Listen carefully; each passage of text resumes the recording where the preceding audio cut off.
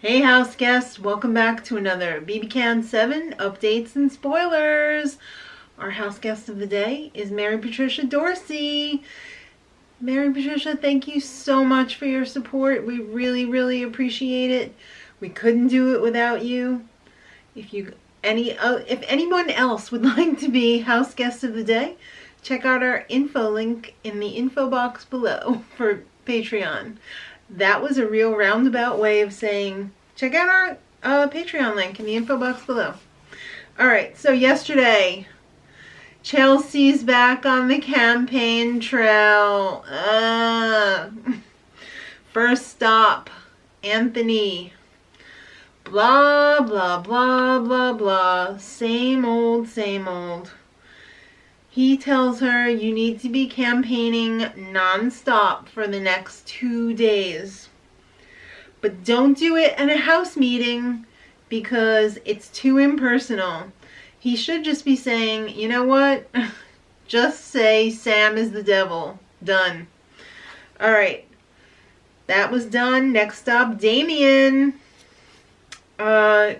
She said, meaning Chelsea, that she made mistakes in the game. I have a question. Would you say your pageant name would be Little Mistakes? Sorry, it was funnier when I came up with it. I think it's still pretty funny, but I don't know. All Damien wants to know is who tried to flip the vote last week. He still doesn't have a definitive answer. And that's all he friggin' wants to know. So, she doesn't know. She says, Mama Kay was always my target. That's why I backdoored her. I don't know who was trying to flip the vote, but he's not buying her campaign. He wasn't happy that she didn't have any info for him, and he's still not buying her campaign. So, time to get back on the choo-choo train. The campaign choo-choo train. And next stop is Eddie. Too bad this train is not an express. We're at every stop. Chelsea finds out from Eddie that Kira is campaigning against her.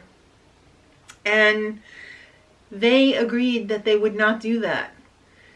They said that they were going to campaign for themselves and not against Chelsea. But on the other hand, Eddie says that he believes in her. But does he really? Didn't he say yesterday that she's got to go? Is he still going to vote with the house? What is up with Eddie? I don't even know. But wait, it'll get more interesting toward the end. Get back on that train. We're going to the next stop. And the next stop is Esty and Kiki. I'm sorry, but this is same shit, different house guest. She's just peddling the same thing over and over because it worked so well yesterday. They're not buying it either. They know that she's going to go right back with Sam and Adam. But you know what? They do hope that she does a house meeting because they really feel like that's going to drive a wedge between Sam and Adam.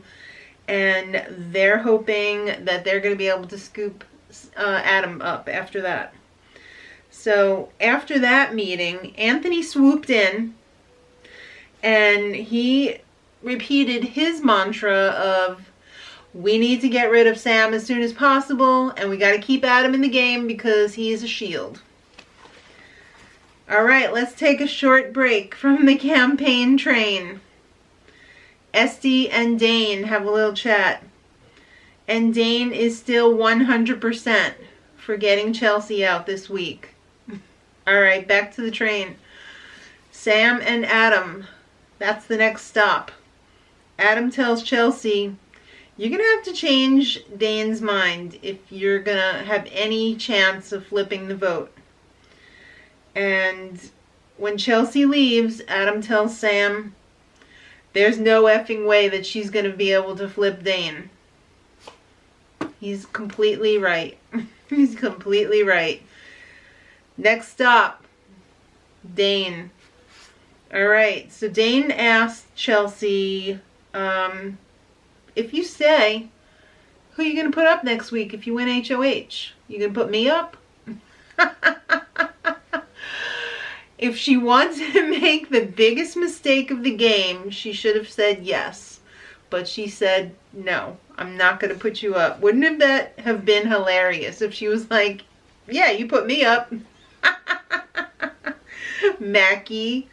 Alright, so she even went as far as saying that she would let him pick the noms for her. I think she's been hanging out with Kira too long. Remember when Kira was promising the world just to stay in the house? I think she took a page out of the Kira playbook. It's too much. That just ruins your credibility when you're, oh, yep, you can pick the noms. No. So Dane says he'll think it over. Oh, she's out the door, thought it over. Let me tell the camera, goodbye, Chelsea, which he did. So, and I believe he threw in an F-bomb as well, which I'm not going to do that. All right, this just in. There's trouble in Big Brother Canada Paradise. Sam and Adam had a fight. Oh my God. Apparently, they said F you to each other. But Adam did it as a joke. I don't know if I've ever heard anybody say F you as a joke before, but Sam didn't get it. She didn't get the joke. So, yada, yada, yada, they made up. In other news, Kira was unsuccessful in macking out with Chelsea. Chelsea wanted to sleep alone. Ruh-roh. That's a little nod to all you college scandal people. Today, let's talk about today. What? Chelsea's back on the campaign train again? Today? Girl, you're going to have to see if they have a defibrillator paddle on that train because this thing is flatlining. Oh my God. It literally is the same shit, different day. Because it worked so well yesterday and the day before and the day before. So Sam and Kira are talking about next week. They already know that Chelsea's gone. She's gone. So who are they going to go after next week? Well, they're going to be going after Kiki and Esty. Not surprised. Not surprised. So then Sam moves on. Maybe she's on her own little train, her Sam mini train. And she talks to Eddie. And they're talking about next week. And Eddie says that he'd like to see Kiki go up on the block because he just can't talk to her. He can't make a connection with her. She's very difficult. So,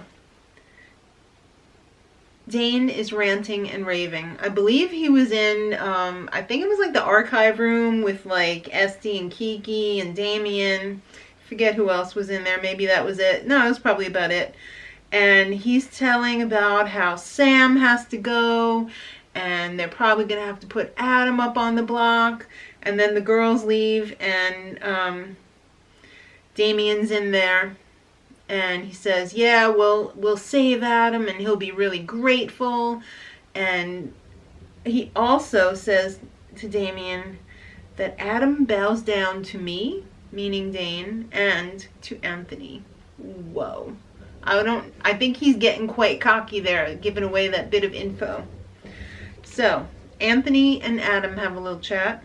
I think this was up on the outside deck. They're talking about the people who can't win the HOH. Next one. Kiki, Esty, Kira, Eddie, and Damien. Sus? Why was not Sam on that list? Puzzle me that.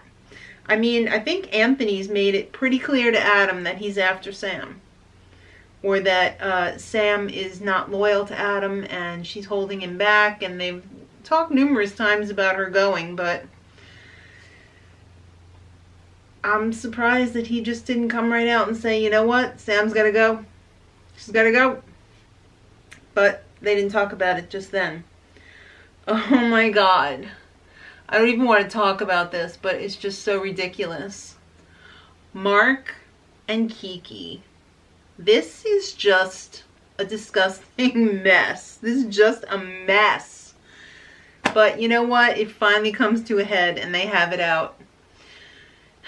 You know when you got like a guy, or if you're a girl, or if you're a guy, when you got a girl that like is really crushing on you and they're just pursuing you, and you make it pretty clear that you're not really into them, but they keep on pursuing you. Also, Kira. And then it's finally just like, I can't take this anymore. And you're like, I'm not interested. And then they get freaking angry at you and start getting like belligerent. That's what happened. I believe he probably called her an effing a-hole as well. So, ooh, it got dark. It got dark. There's a storm. So Anthony tells Mark, "You nasty." I wish he had told him that, but he said, "You're creepy. You can't just go creeping." I'll do my Anthony voice. "Listen up, bro. You can't just go creeping around the house. You got to come up with some names for these people. Otherwise, they're not going to trust you." So I'm surprised he actually did not pull out the, if you stand for nothing, you'll fall for anything line, but he didn't. All right, so Eddie and Corey. Sweet, sweet Eddie. Not even playing, really.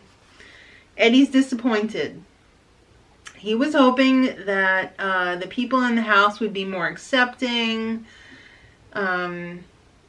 He felt like nobody's really connecting with him because he's different from everybody else. And he wished he had integrated more with the house in week 1. I can agree with that. But you know what, Eddie, there's like, you could have like remedied that sooner. You could have. But, and you did have people that you connected with. Unfortunately, they're just all gone. So later on, I think it was later on, I don't know if it was before this or after this, Eddie told the cameras that he wants to flip the vote. Apparently he also told Chelsea that he wants to flip the vote.